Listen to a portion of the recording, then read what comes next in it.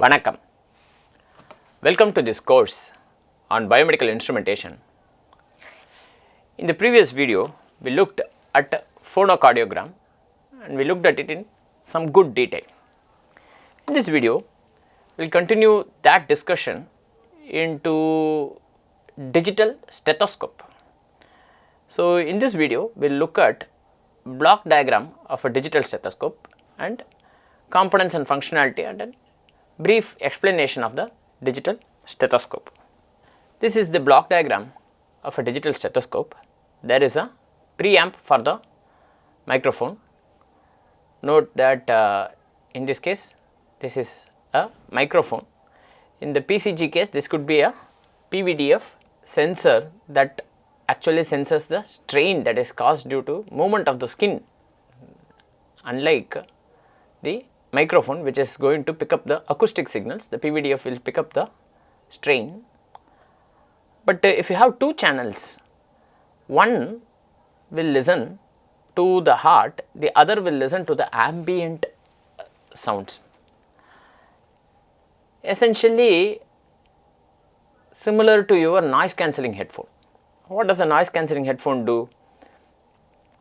It listens to the ambient sounds, and then while giving the sound to the speaker in the headphone, it essentially subtracts the ambient sound from the total sound that is there. That way you only hear the music or the audio that you are interested in hearing. Excellent way to improve signal to noise ratio when you know what the noise is. When you know what the ambient noise is, for that essentially you have another microphone that is going to pick up that ambient noise and then subtract it from the total signal, that way, thus maintaining the high fidelity that is there in the noise cancelling headphone. Similar to that, you have two channels, one of which will listen to the heart sound, the other one will listen to ambient sounds and then subtract the ambient sound. That way you will have an excellent noise characteristics in this case. And then you have an audio codec, and then there is a headphone and an amplifier that is heard by the physician. Meanwhile, this will also have the microcontroller unit or the digital signal processing unit. Yes. And it will have, that means it will be interfaced with the computer either through a wireless interface or through a wired interface, and it will have line protection, it will have reference voltages, and meanwhile it can also be displayed on a display through an LCD display with the proper controller and drivers and so on and so forth, right. Of course, this is different from PCG because this is real time. The doctor can hear the sound, fundamentally different.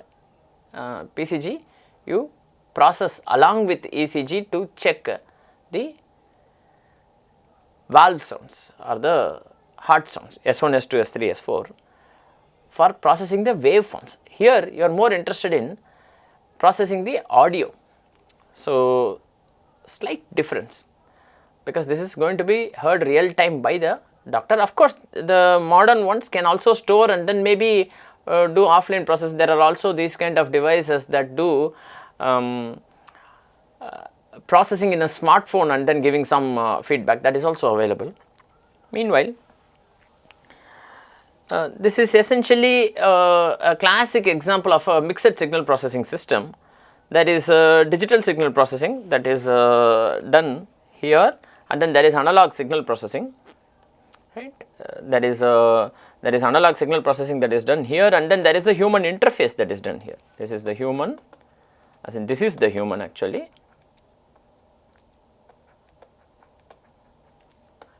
This is the human and this is analog processing mostly, and this is digital processing. So, it is an excellent example of a analog, digital and interfacing system or a mixed signal analysis system. This is comparable to a professional sound studio in which you are having the microphone, which is essentially the mixing unit, and your audio codec is audio microphone preamps are like the mixing unit, and the audio codec is the audio interface, whereas your digital signal processing is essentially your digital audio workstation software. I am comparing this to a professional studio, this, right. So, it is an excellent example of a digital analog or mixed signal processing system, right. So, something to keep in mind is that this could be, for example, if it is wireless, it could modern day advances involve Bluetooth, LE, Wi-Fi and all that, right. And microphones can, for example, be MEMS type microphones with built-in ADCs, for example. Built-in analog to digital converters is another possibility. These are all modern developments that is now possible, right. And maybe your DSP, your digital signal processor, can be programmed with AI to detect specifically detection of murmurs, specific abnormal sounds, something to keep in mind. That is another possibility that is possible in a DSP. Right. Essentially, your goal is to do auscultation by improving the performance. It is not the regular hollow tube, it is going to improve auscultation in a very big way. Right. And what is not possible in the traditional acoustic stethoscope is now possible. Essentially, you are interested in listening to heart and lung sounds for diagnosis.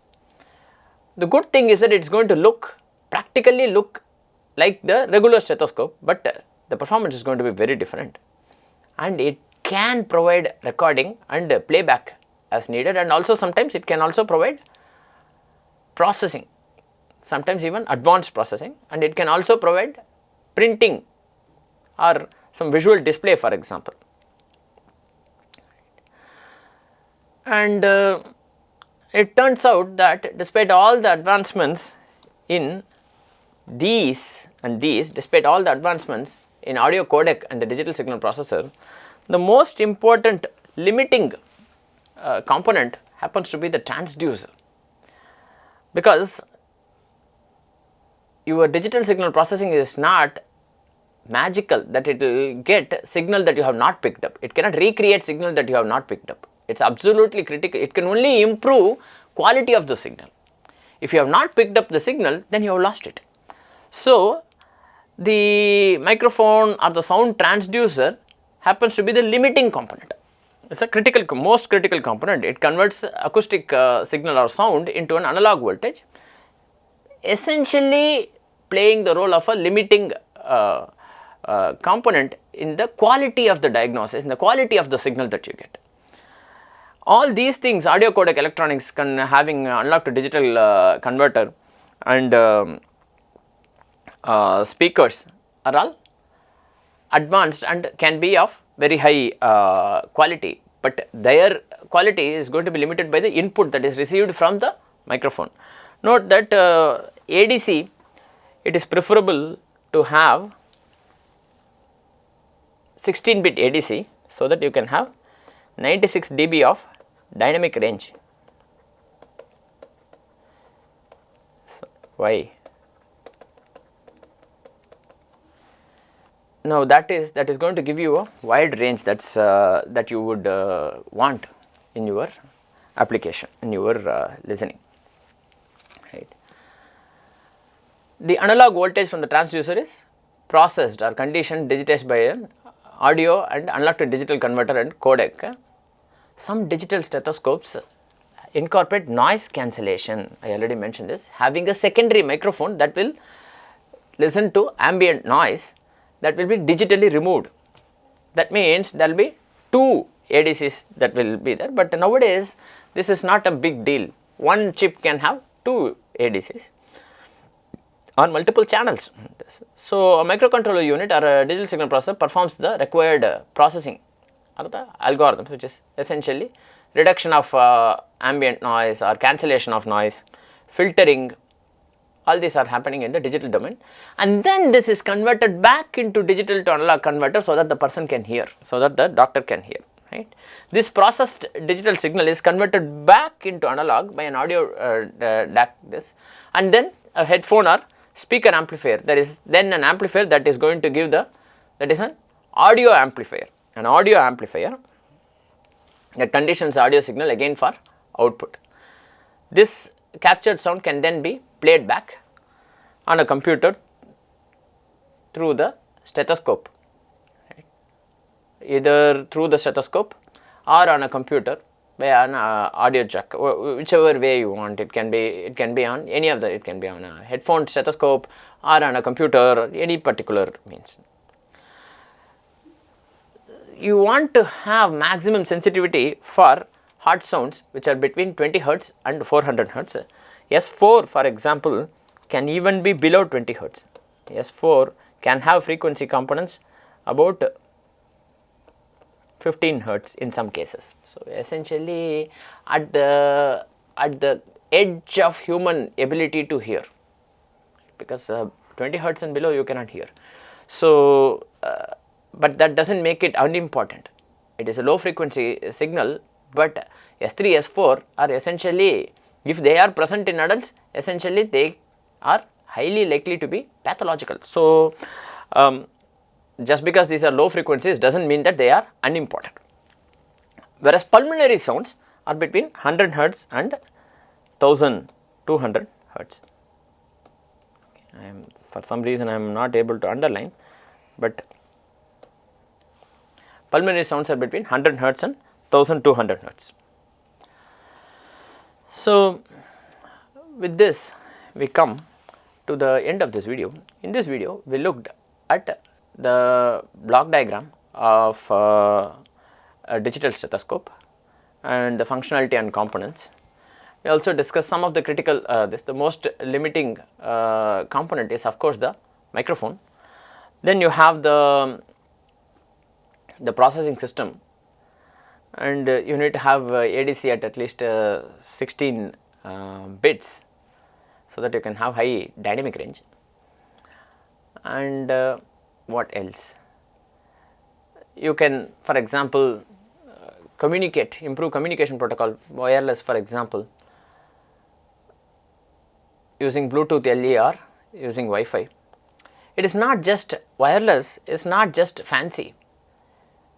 It is possible for a patient to, or a not fully trained professional or a nurse or someone else, a non-expert or not so much of an expert, to place the stethoscope, and then the doctor can hear far away.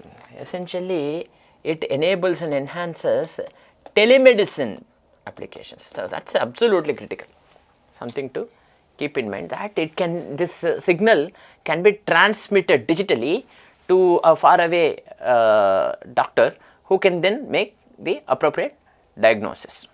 Okay. So, with this we come to the end of this video. In this video we looked at a digital stethoscope block diagram and functionality and this. Thank you very much for your attention.